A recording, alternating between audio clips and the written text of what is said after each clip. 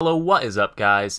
Arm here today, and today I have for you a video where we're going to be looking at what you can do to prepare for the Warden class before it releases here in Blade & Soul on September 12th. So basically what we're going to look at in this video are all of the different items that you can farm on one character and mail over to a new character to go ahead and make your leveling experience or progression experience much quicker and simpler on your new Warden.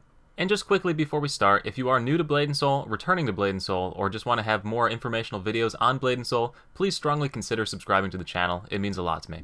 Anyway, let's get into it. So we're going to start with the things that a lot of people know about in Blade & Soul, and work our way down to the lesser known things that you can transfer between characters to make the progression that much easier. So the first thing we're going to talk about is going to be a material transfer. So if you didn't know this already, all account-bound materials can be transferred between characters. So those are your Sacred Crystals, Soulstone Crystals, Moonstone Crystals, and Elysian Crystals. These items, once the Warden class releases, you can send over to that Warden class from your main character or any of your alts, and go ahead and upgrade that character's weapon or accessories or anything like that.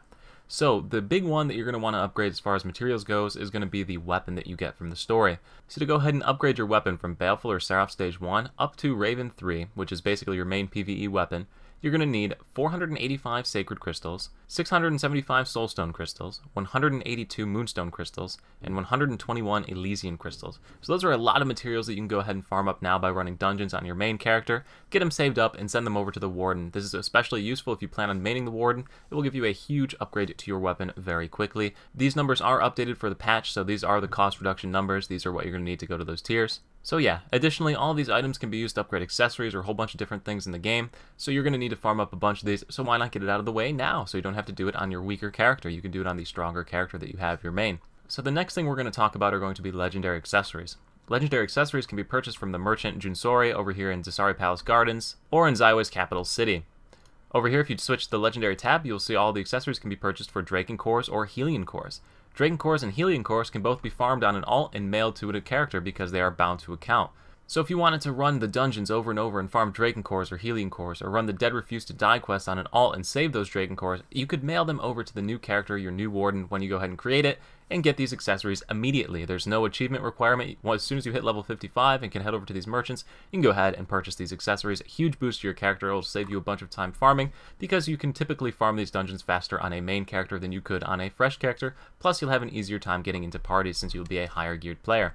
So as you can see, I have 166 of these saved up, so I need to get to work because I will need 300 of these if I want to just straight up buy the accessories and not have to do any farming whatsoever. So I've got to double the amount of Dragon Cores I have in the next week and a half. All joking aside, 300 is the number you are shooting for this character. It'll let you get your bracelet, your belt, and your necklace. So you need 300 of these to transfer over to the character to go ahead and get those items. Alright, so those were the two big items, big ticket items that a lot of people know about. Now we're going to start getting into more of the obscure things. So first thing we're going to talk about are miscellaneous upgrade items and soul shield items and things like that.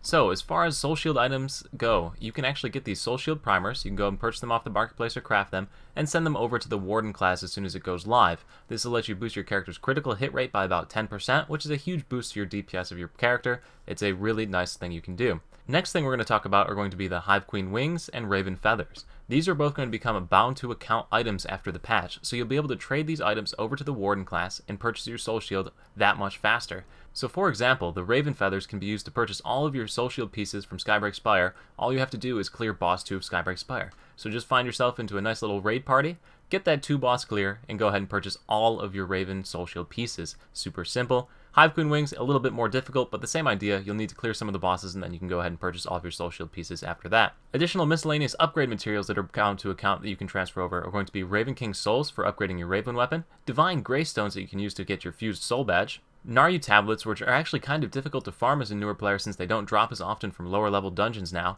You'll actually have to farm these on higher level dungeons, and you need 57 of these to upgrade that weapon, so go ahead and run the dungeons on your main character and purchase these Naryu Tablets up to trade them over.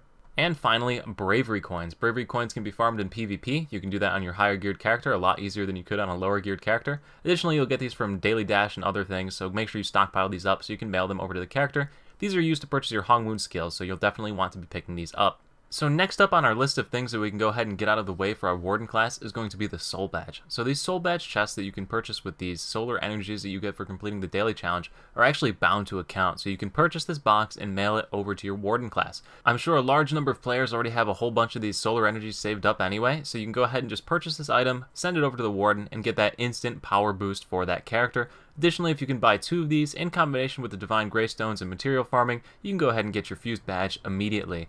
Me, I have 92 of these solar energy, so I just need to finish my dailies for the next week and a half or so, and I will be able to go ahead and send this thing over, so I'm pretty excited about that. And the final thing I want to talk about in this video is going to be Exp Charms. So everybody, or just about everybody, knows about these sparkling Hongmoon Exp Charms that you can transfer over, these 5 million Exp Charms. These are crafted from special Hongmoon Exp Charms, the 1 million charms, plus a whole bunch of materials. If you want to see where to do that, you hit I, and you open up the transmute menu in the bottom down here. Sparkling Exp Charm, you can go ahead and trade it over with this fish, or you can craft it with these different items that you see down below, or right here. Go ahead and open up your transmute menu, and you will see all the different ways to craft these. However, that is not the one we're going to be looking at in this video. We want to look at the one that I'm pretty sure just about nobody knows about, and if we head over to the coin exchange merchant, Liu Yujin, move our menu over here so you can see it, you will see an Eminence Exp Charm. So this Eminence Exp Charm for 3,000 peaches, which takes just about 30 minutes, maybe 25 minutes, even less if you have a clan bonus, to go ahead and farm up these peaches. You can buy this 1 million Exp Charm that is bound to account. Now, these cannot be used past Hongmoon level 12, so you're going to have to be like a newer character, which is perfect for our Warden class, since we're going to be getting fresh out of the story at about HM8. This is 4 HM levels worth of Exp Charms we could farm up over here and send them over to the main character.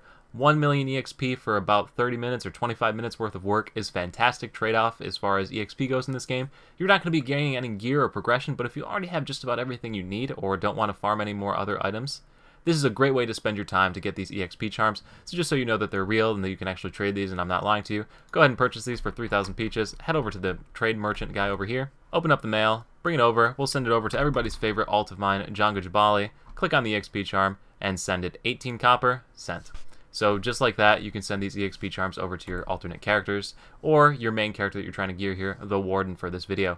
So anyway, guys, I hope you found this video useful. If you did find the video useful, once again, please consider subscribing. I've got a lot of videos like this on the channel, and it does mean a lot to me to see that number going up. So anyway, guys, thank you so much for watching. I will see you at the next video. Peace.